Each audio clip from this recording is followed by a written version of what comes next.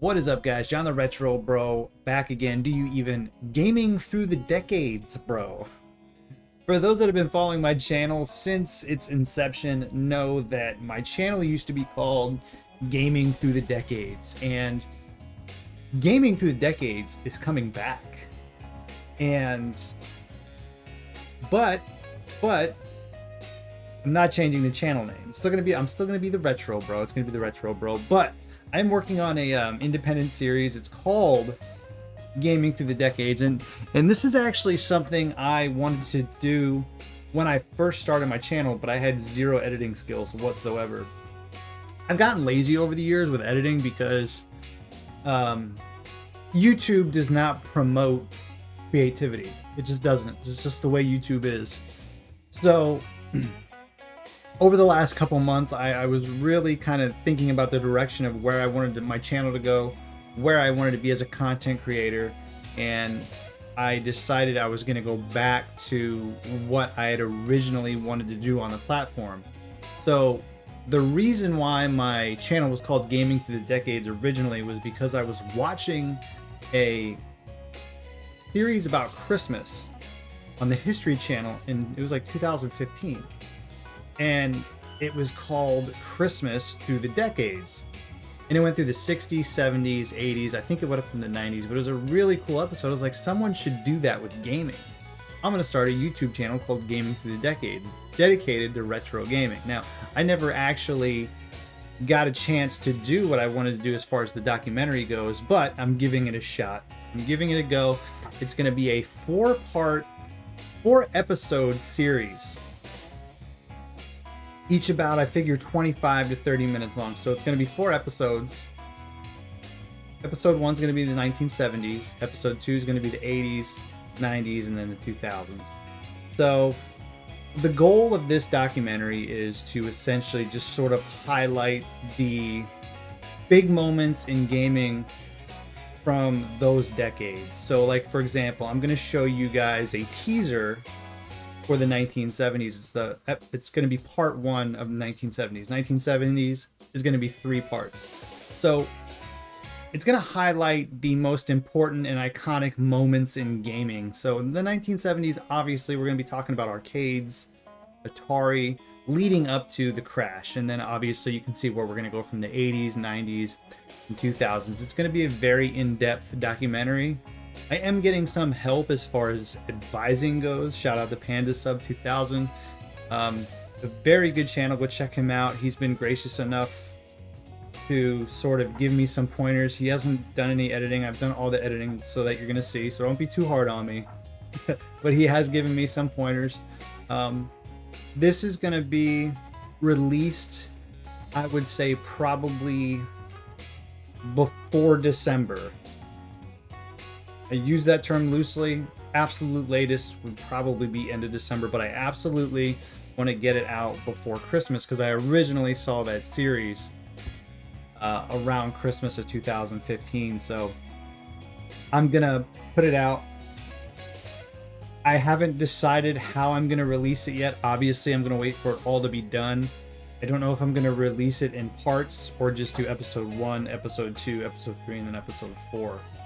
In the month of December, or possibly November through December. So I'm not quite sure how I want to do that yet, but right now I'm just focusing on working on that actual series. So it's a lot of work.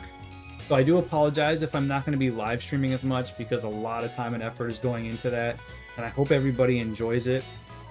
I'm not going to make it for members only, anything like that. I am actually working on something else where this series will be. I'm just gonna say that.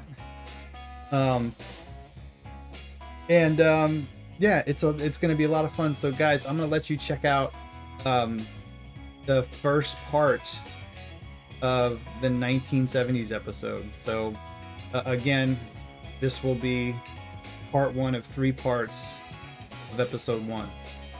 So I want to know what you guys think. Constructive criticism is welcome. However, I do have some people working with me to sort of help me with that, so don't be too hard on me. But yeah, enjoy it. Spoiler alert, it ends on a cliffhanger. So, hopefully you guys get excited for it. All right. See you in the next video. Enjoy the preview.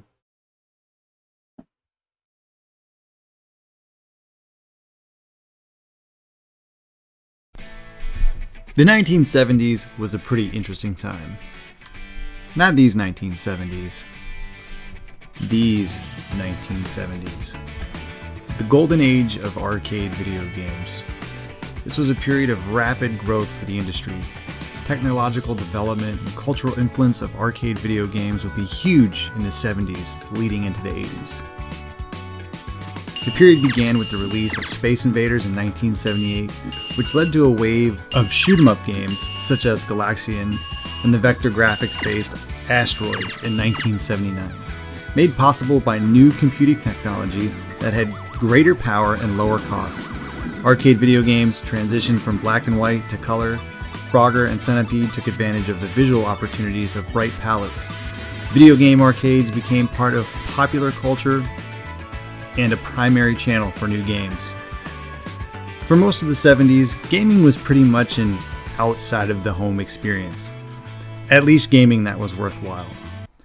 Let's be honest, this was only slightly more fun than watching paint dry. This was until 1977, when a very ambitious engineer named Nolan Bushnell made promises of finally bringing the arcade experience home with a new video game console called the Atari 2600. On this episode of Gaming Through the Decades, we will look at how Atari started a revolution of home entertainment, our first console war, and what caused the gaming crash of 1983.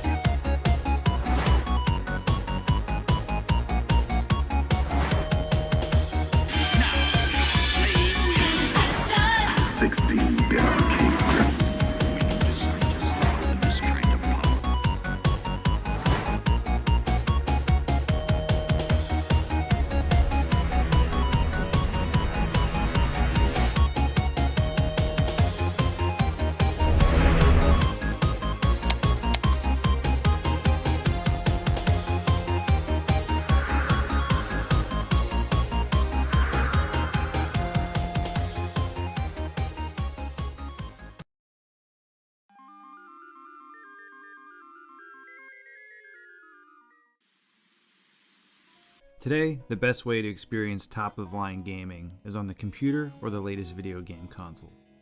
Far different from how gamers experienced the best of games in the 1970s. By the mid to late 70s, arcade gaming was on the boom and hands down the best place to experience your favorite games. While home video game consoles were limited to Pong machines and Pong copycats, the arcades had games like Asteroids, Space Invaders, and later the blockbuster hit Pac-Man. To say the arcade business was booming was an extreme understatement. By the mid-70s, 15 companies were making arcade cabinets, with the most successful cabinets bringing in over $500 per week. This was a stark difference from what the home console market looked like around the same time.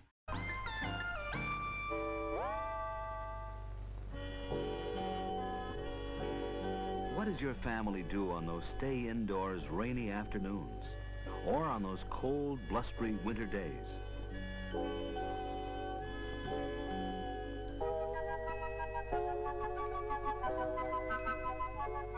Families who are content to let television do its thing often find themselves at its mercy for a choice of entertainment, while people who want television to do their thing entertain themselves with Odyssey, the electronic game of the future, and the family's best foul-weather friend.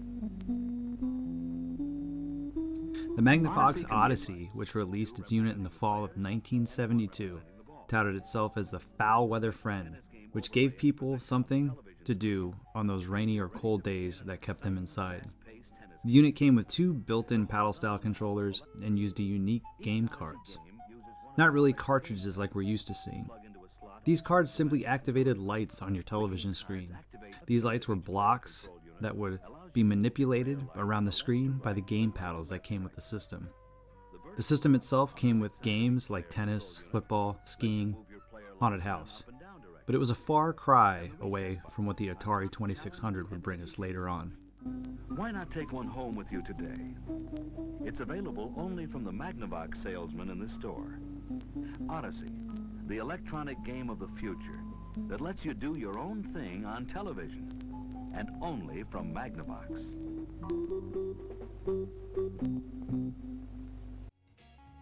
Nolan Bushnell, an electrical engineer from Utah, can be responsible for this boom in arcades, and later, the owner of Atari, up to 1976, got his career started as he pursued his degree in electrical engineering.